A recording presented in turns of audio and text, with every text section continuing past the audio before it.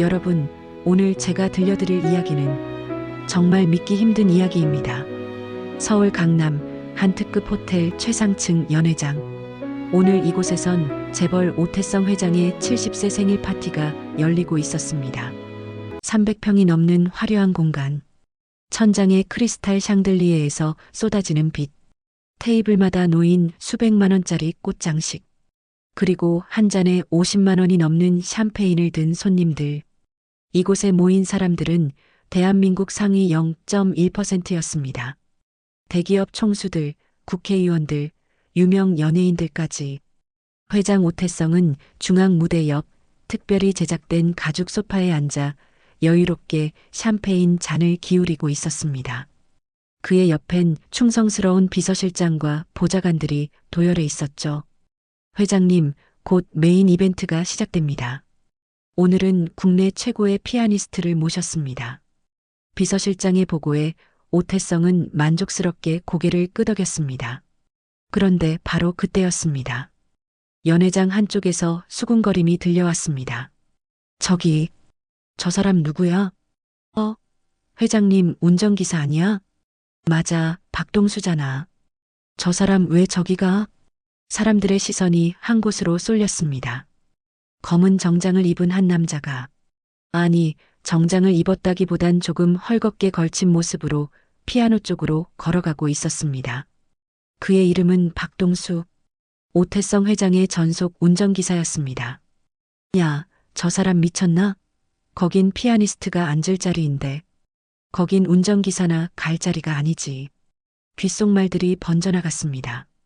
어떤 사람들은 휴대폰을 꺼내 동영상을 찍기 시작했습니다.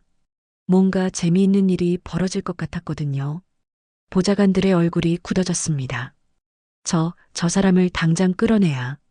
하지만 이미 박동수는 피아노 의자에 앉아 있었습니다. 그의 손등은 햇볕에 그을려 있었고 손톱은 짧게 깎여 있었습니다. 누가 봐도 육체 노동을 하는 사람의 손이었죠. 박동수는 주머니에서 낡은 손수건을 꺼내 손을 닦았습니다. 그리고 악보도 보지 않고 천천히 손을 건반 위에 올렸습니다. 사람들은 비웃음을 터뜨릴 준비를 하고 있었습니다. 그런데 그의 손가락이 건반을 스치는 순간, 첫 음이 울려 퍼지는 순간, 공기가 바뀌었습니다. 마치 시간이 멈춘 것처럼 300명의 손님들이 일제히 숨을 죽였습니다. 그리고 가장 큰 변화는 오태성 회장이었습니다. 샴페인 잔을 든 그의 손이 멈췄습니다. 얼굴에서 핏기가 싹 빠져나가기 시작했습니다. 입술이 파르르 떨렸습니다. 이 곡은, 그는 마치 유령을 본 사람처럼 얼어붙었습니다. 대체 무슨 일이 벌어지고 있는 걸까요? 왜 재벌 회장이 운전기사의 피아노 연주에 이런 반응을 보이는 걸까요? 여러분, 이건 단순한 피아노 연주가 아니었습니다. 이 순간부터 30년 동안 숨겨져 있던 비밀이 드러나기 시작합니다. 박동수의 손가락이 건반을 따라 움직였습니다. 부드럽지만 깊이 있는 선율, 슬프지만 아름다운 멜로디. 하지만 사람들의 반응은 음악이 아니라 연주자에게 쏠려 있었습니다. 와, 진짜 운전기사 맞아? 젊은 재벌 2세가 옆 사람에게 속삭였습니다. 맞아.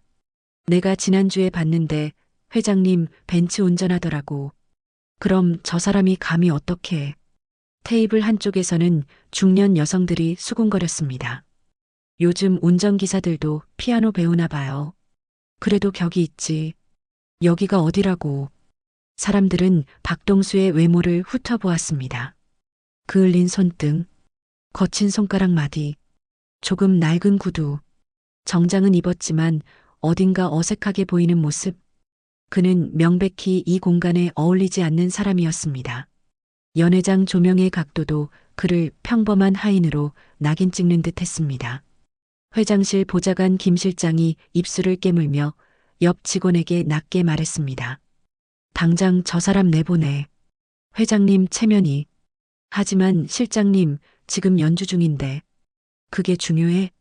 운전기사 주제에 감히 이런 자리에서. 김 실장의 목소리엔 노골적인 경멸이 섞여 있었습니다. 하지만 이상한 일이 벌어지고 있었습니다. 피아노에서 흘러나오는 음은 전문가의 것이었습니다.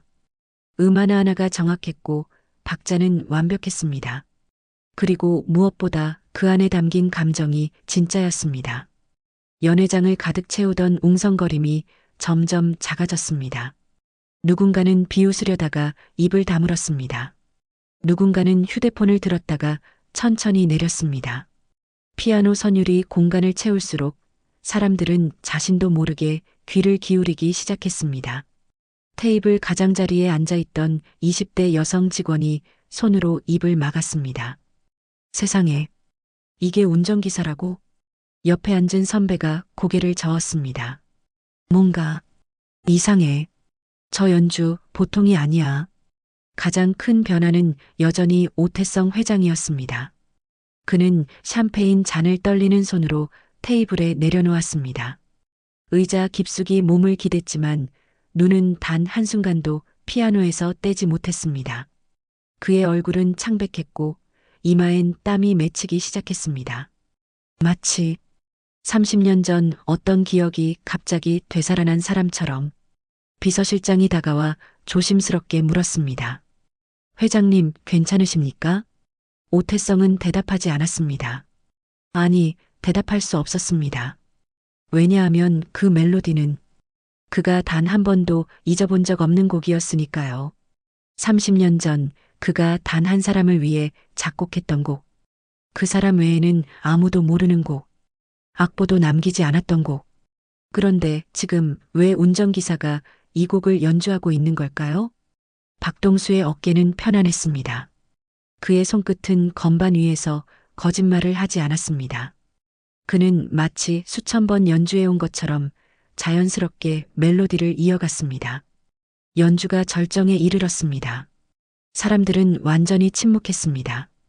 그리고 마지막 음이 울려 퍼지고 여운이 사라졌습니다. 박동수는 천천히 손을 건반에서 떼었습니다. 3초간의 정적.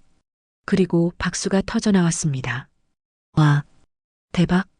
사람들은 자신도 모르게 박수를 치고 있었습니다.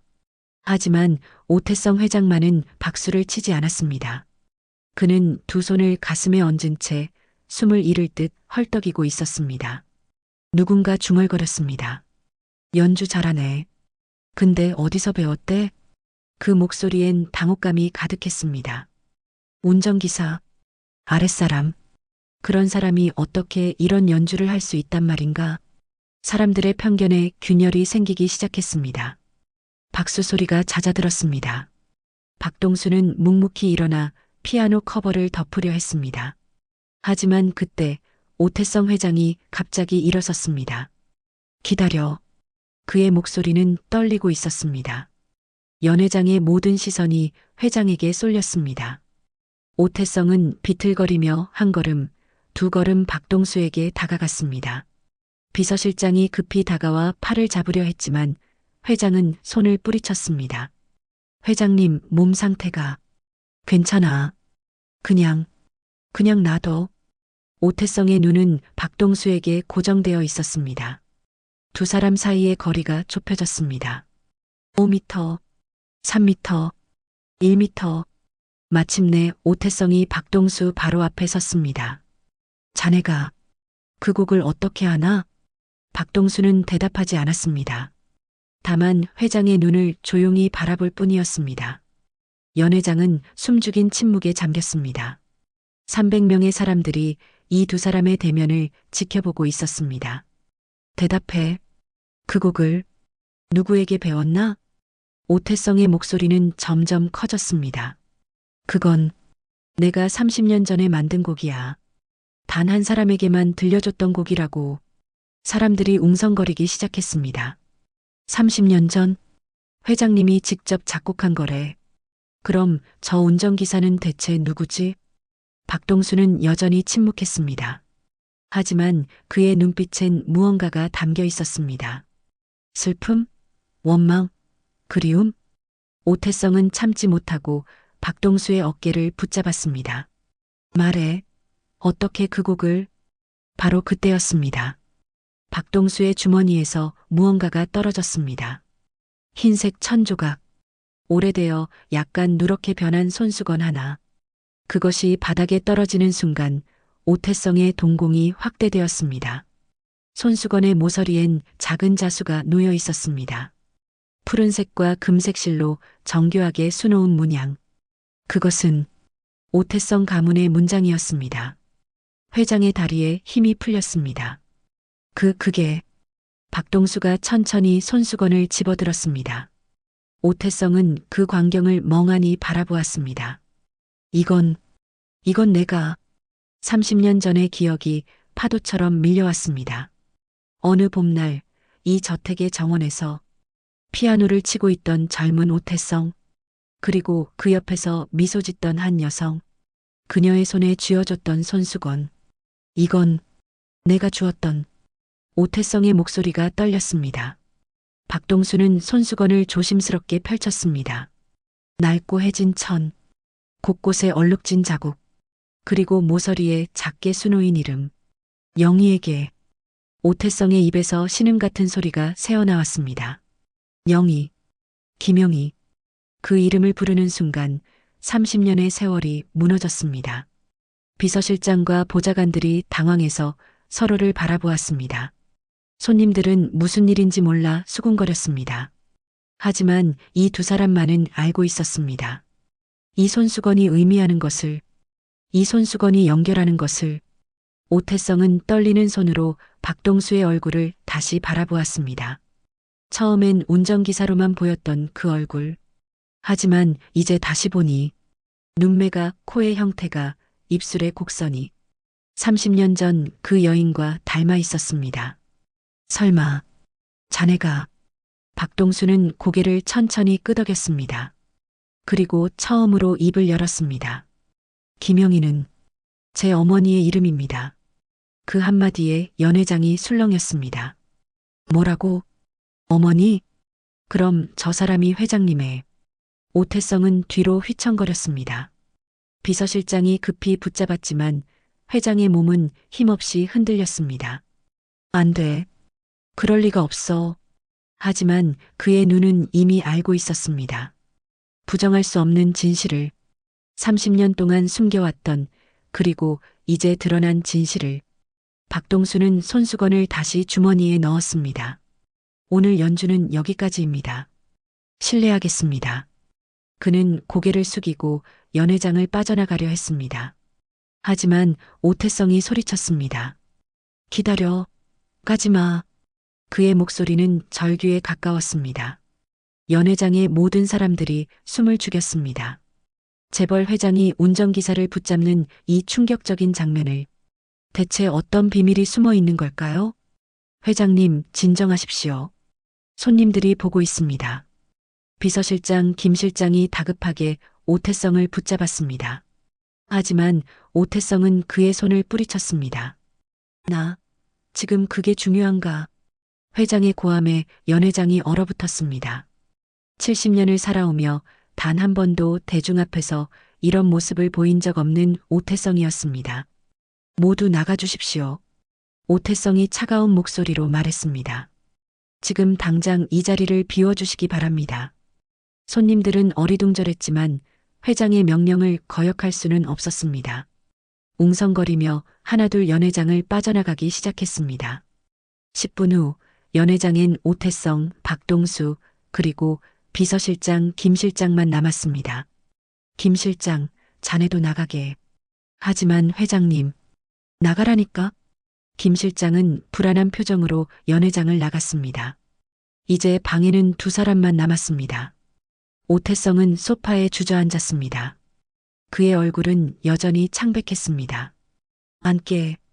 박동수는 망설이다가 건너편 의자에 앉았습니다. 한동안 침묵이 흘렀습니다. 김영희, 자네 어머니가 어떻게 지내시나? 오태성의 목소리는 떨렸습니다. 박동수는 잠시 침묵하다가 대답했습니다. 5년 전에 돌아가셨습니다. 오태성의 얼굴이 더욱 일그러졌습니다. 그날, 그 봄날 이후로 한 번도 못 봤네. 연락을 끊고 사라져버렸지.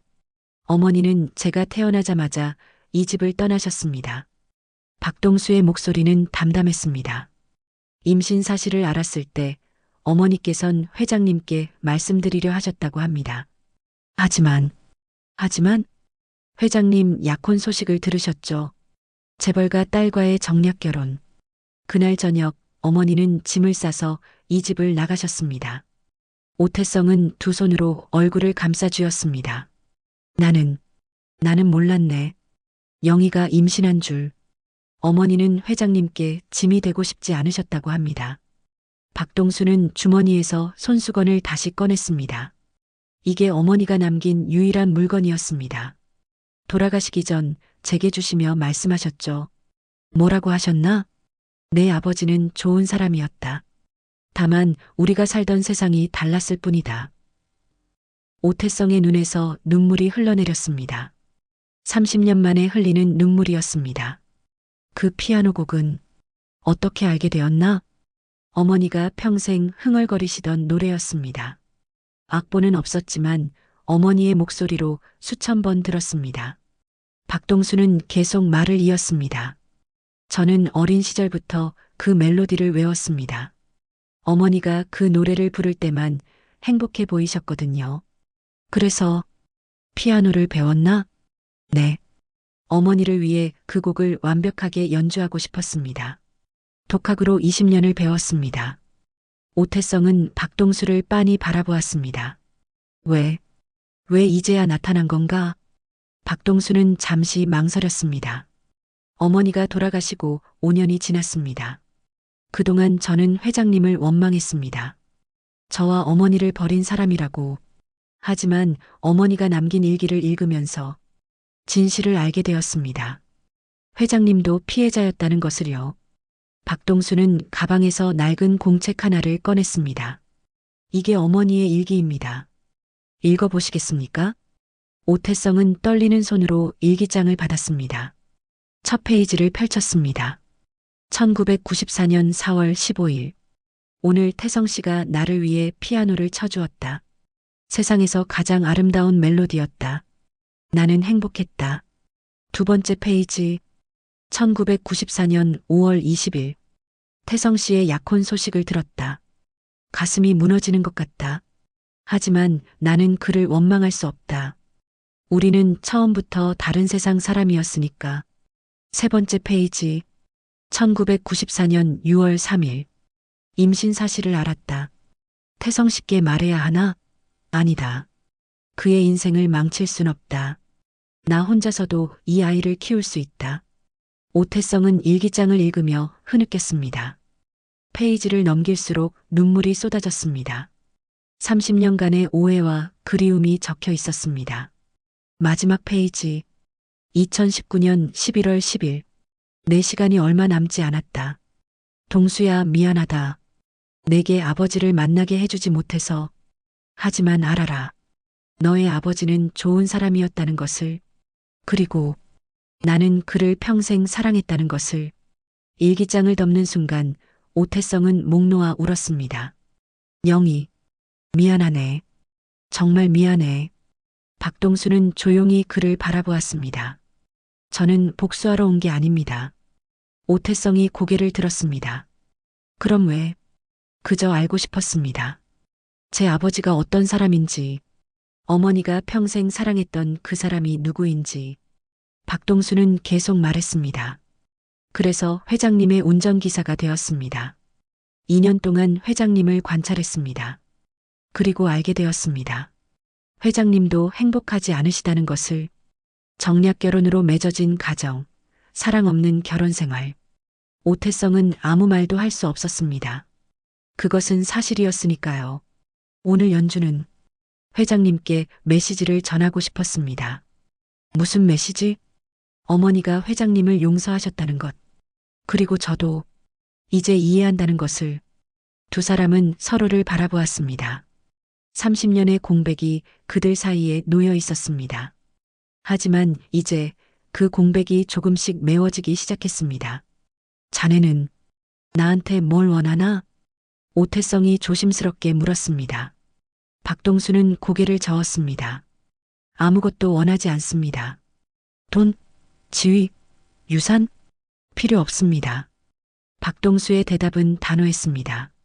오태성은 당황했습니다. 이런 상황에서 대부분의 사람들은 무언가를 요구하기 마련이었으니까요. 그럼 대체 왜? 단 하나만 알고 싶습니다. 박동수가 오태성의 눈을 똑바로 바라보았습니다. 회장님은 어머니를 사랑하셨습니까? 그 질문에 오태성은 잠시 말문이 막혔습니다. 30년 만에 듣는 질문. 하지만 그 누구도 물어본 적 없는 질문. 사랑했네. 진심으로. 오태성의 목소리는 떨렸습니다. 영희는 내 인생에서 유일하게 사랑했던 사람이었네. 지금도 그렇고. 그런데 왜 결혼하셨습니까? 가문의 압력이었네. 아버지는, 나의 할아버지는 절대 권력자였어. 거역할 수 없었지. 오태성은 쓴웃음을 지었습니다. 약혼 발표 다음 날 난 영희를 찾아갔네. 하지만 그녀는 이미 떠난 뒤였어. 어디로 갔는지 연락처도 남기지 않았지. 찾으려 하지 않으셨습니까? 찾았네. 미친 듯이 찾았어. 탐정을 고용하고 전국을 뒤졌지. 하지만 영희는 완벽하게 사라졌더군. 오태성의 눈에서 다시 눈물이 흘렀습니다. 그렇게 3년을 찾다가 포기했네. 그녀가 새로운 삶을 살기를 원한다고 생각했어. 그게 내가 할 수 있는 마지막 사랑이라고. 박동수는 주먹을 쥐었습니다. 어머니는 회장님을 기다리셨습니다. 30년 동안. 뭐라고? 재혼도 하지 않으셨습니다. 다른 남자도 만나지 않으셨죠. 그저 저를 키우시며 회장님을 그리워하셨습니다. 오태성은 고개를 떨구었습니다. 나는 정말 바보였군. 어머니의 마지막 유언을 전해드리고 싶습니다. 박동수가 또 다른 종이를 꺼냈습니다. 이건 어머니가 돌아가시기 전날 쓰신 편지입니다. 제게가 아닌 회장님께 쓰신 편지입니다. 오태성의 손이 떨렸습니다. 편지를 받아 펼쳤습니다. 태성 씨에게. 이 편지가 당신에게 전해질지 모르겠습니다. 아마 영영 전해지지 않을 수도 있겠죠. 하지만 쓰지 않고는 견딜 수 없어서 이렇게 펜을 듭니다. 미안합니다. 30년 전 아무 말 없이 떠나서. 하지만 그게 최선이라고 생각했습니다. 당신은 빛나는 사람이었고 나는 그저 평범한 가정부였으니까요. 우리 아들 동수는 잘 자랐습니다. 당신을 닮아 똑똑하고 다정합니다. 피아노도 배웠어요. 당신이 내게 들려주던 그 곡을 치기 위해서요. 때로 동수가 피아노를 칠 때면 당신이 보입니다. 30년 전 그날의 당신이. 나는 당신을 원망한 적 없습니다. 오히려 감사합니다. 아름다운 추억과 소중한 아들을 주셔서 사랑했습니다. 그리고 지금도 사랑합니다. 다음 생에 다시 만난다면 그때는 같은 세상 사람으로 만나길. 영이 올림. 편지를 다 읽은 오태성은 소리 없이 흐느꼈습니다. 30년간 쌓아온 재벌 회장의 위엄도 권력도 모든 것이 무너져 내렸습니다. 바로 그때 연회장 문이 벌컥 열렸습니다. 비서실장 김 실장과 함께 여러 명의 보좌관들이 들어왔습니다. 그들의 표정은 굳어 있었습니다. 회장님, 큰일입니다. 무슨 일인가? 아까 연회 영상이 SNS에 퍼지고 있습니다. 김 실장이 태블릿을 내밀었습니다. 화면에는 박동수가 피아노를 치는 장면, 그리고 오태성이 놀라는 장면이 올라와 있었습니다. 조회수는 이미 10만을 넘어가고 있었습니다. 댓글들이 실시간으로 올라오고 있었습니다. 대박! 재벌 회장 운전기사가 피아노 천재? 회장 표정 봐. 뭔가 사연 있는 듯. 손수건 떨어지는 거 봤어? 회장님 가문 문양이래. 이거 숨겨진 아들 아니야? 오태성의 얼굴이 창백해졌습니다. 언론사들이 벌써 연락하고 있습니다.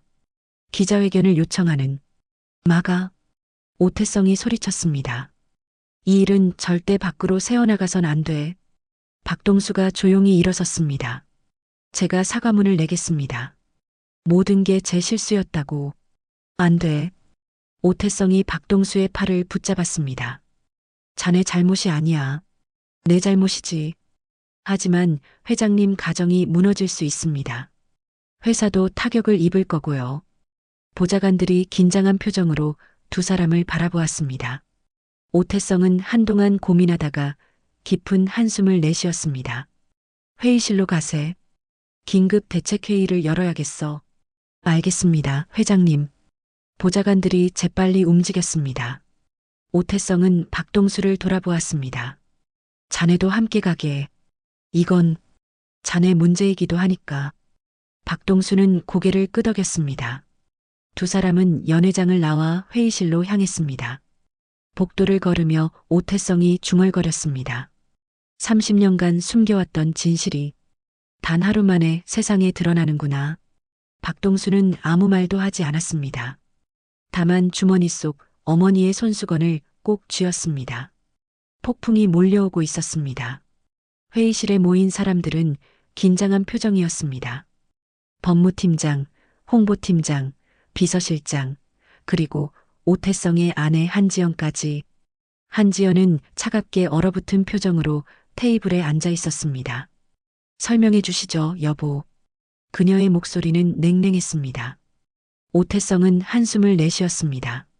지연, 이건 30년간 숨기고 살아온 비밀이 있었다는 거죠? 한지연은 박동수를 쏘아보았습니다.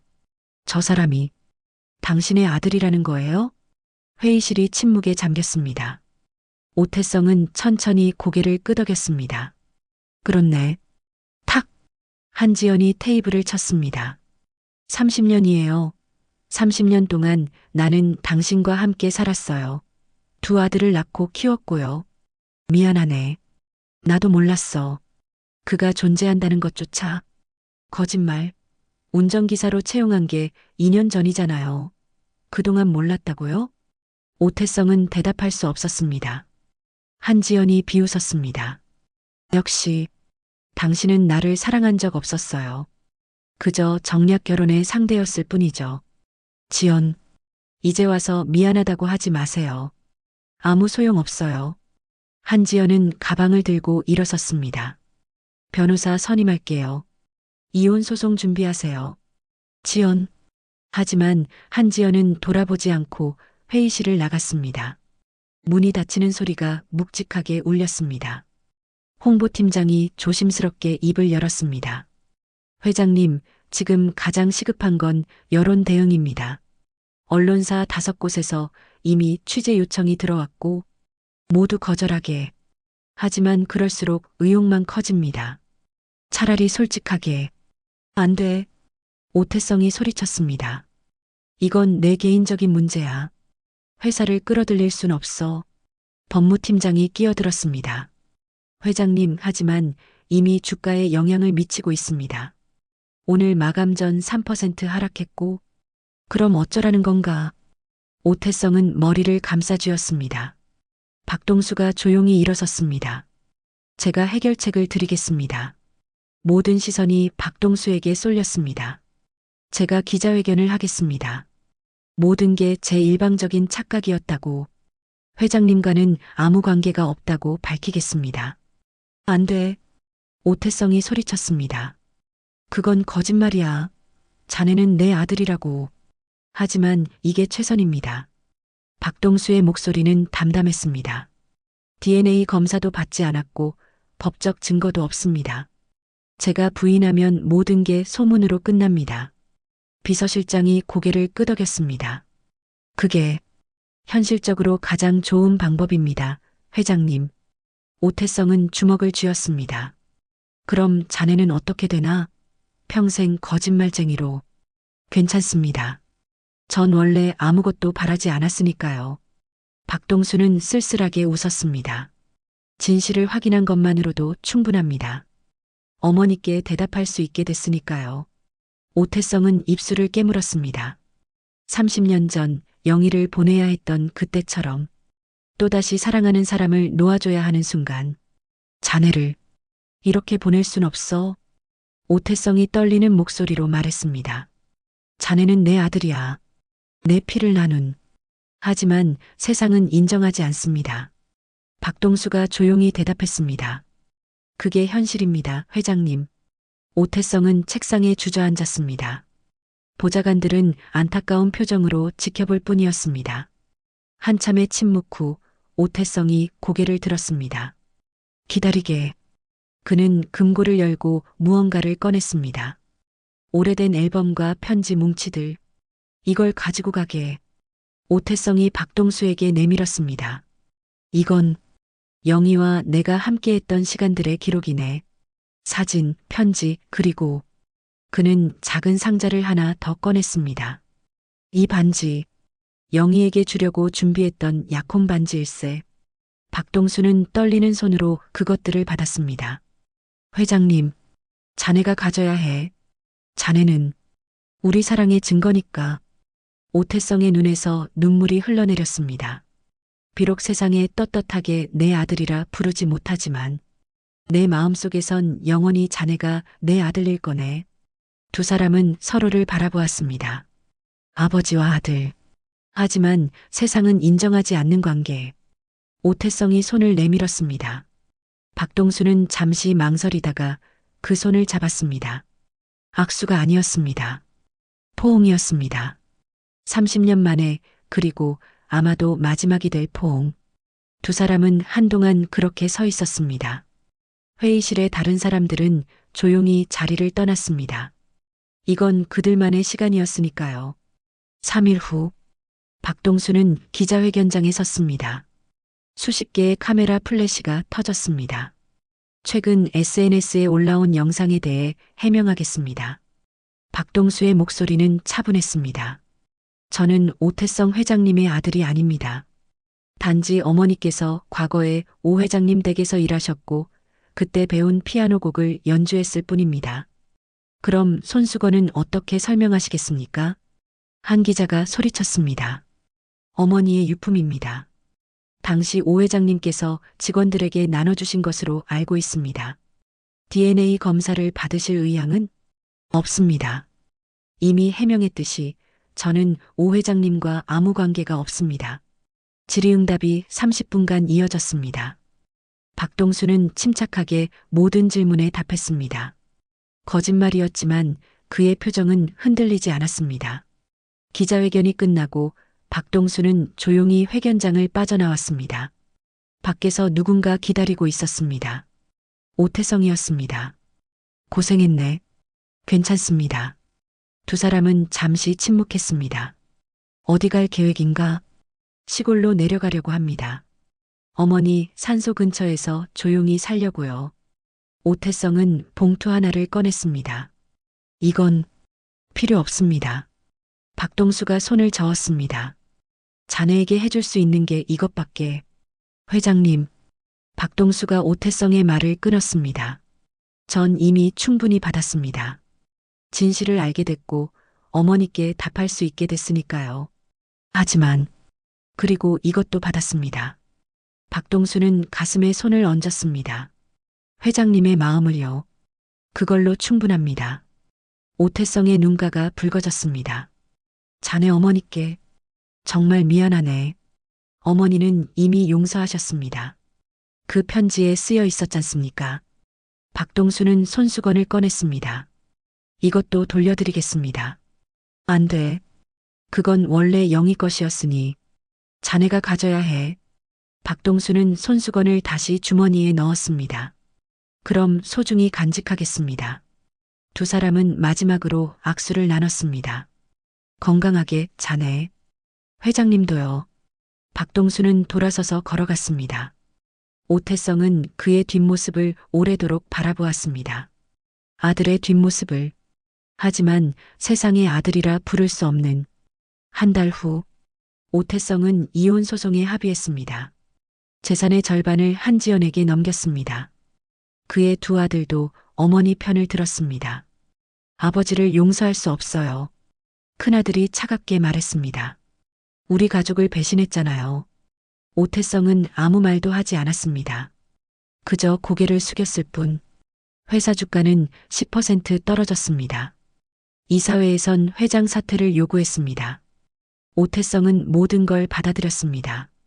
그는 회장직에서 물러나 명예회장으로 후퇴했습니다. 경영 일선에서 완전히 손을 뗐습니다. 모든 것을 잃었습니다.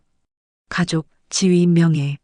하지만 이상하게도 마음은 편했습니다. 30년간 짊어지고 살아온 무게가 내려간 것 같았습니다. 어느 날 저녁, 오태성은 혼자 집에 앉아 있었습니다. 넓은 저택은 텅 비어 있었습니다. 그때 문 앞에서 초인종이 울렸습니다. 오태성이 문을 열었습니다. 그곳에 박동수가 서 있었습니다. 회장님, 아니 아버지. 박동수가 처음으로 그렇게 불렀습니다. 오태성의 눈에서 눈물이 쏟아졌습니다. 들어오게 아들아. 두 사람은 거실로 들어갔습니다. 뉴스 봤습니다. 많이 힘드시죠? 괜찮네. 이제야 진짜 자유로워진 것 같아. 오태성이 쓸쓸하게 웃었습니다. 30년간 거짓된 삶을 살았으니까 이제 진실하게 살고 싶네. 박동수는 가방에서 무언가를 꺼냈습니다. 이걸 드리려고 왔습니다. 그것은 액자에 담긴 사진이었습니다. 오태성과 김영희가 함께 찍은 30년 전 그 봄날의 사진. 이건 어디서? 어머니 유품에서 찾았습니다. 회장님께 드려야 할 것 같아서요. 오태성은 떨리는 손으로 사진을 받았습니다. 사진 속 두 사람은 행복해 보였습니다. 고맙네. 그리고 박동수가 또 다른 봉투를 꺼냈습니다. 저도 DNA 검사를 받았습니다. 어머니 유품에 남아있던 머리카락으로. 오태성이 놀라 고개를 들었습니다. 결과는 99.9%. 저는 회장님의 아들이 맞습니다. 자네. 왜? 세상은 인정하지 않아도 됩니다. 하지만 우리 둘만은 확실히 알아야 한다고 생각했습니다. 박동수가 미소 지었습니다. 이제 확실해졌습니다. 저는 오태성의 아들이고 김영희의 아들입니다. 오태성은 일어나 박동수를 끌어안았습니다. 미안하네. 정말 미안해. 이제 괜찮습니다, 아버지. 두 사람은 한동안 그렇게 서 있었습니다. 30년 만에 진짜 아버지와 아들로. 1년 후, 작은 시골 마을. 한 집 거실에 피아노 하나가 놓여 있습니다. 박동수가 피아노 앞에 앉아 있고 오태성이 옆에 서 있습니다. 이 곡은 어떤가? 박동수가 새로운 멜로디를 연주합니다. 오태성이 미소 짓습니다. 좋네. 영희가 좋아했을 것 같아. 그럼 이 곡 제목은 어머니에게로 하겠습니다. 두 사람은 함께 웃었습니다. 오태성은 이제 이곳에서 박동수와 함께 살고 있습니다. 세상은 그가 은퇴 후 조용히 시골로 내려갔다고만 알고 있죠. 운전기사와 함께 산다는 건 아무도 모릅니다. 아니, 알 필요도 없습니다. 창밖으로 햇살이 비쳐 들어옵니다. 작은 마당엔 김영희의 사진이 놓여 있습니다. 어머니, 잘 지내시죠? 박동수가 중얼거립니다. 아버지와 저, 이제 함께 살기로 했어요. 어머니도 기뻐하시겠죠? 바람이 불어와 커튼을 흔듭니다. 마치 대답하는 것처럼 오태성이 박동수의 어깨에 손을 얹습니다. 영희도 기뻐할 거야. 우리가 함께 있는 걸. 네, 아버지.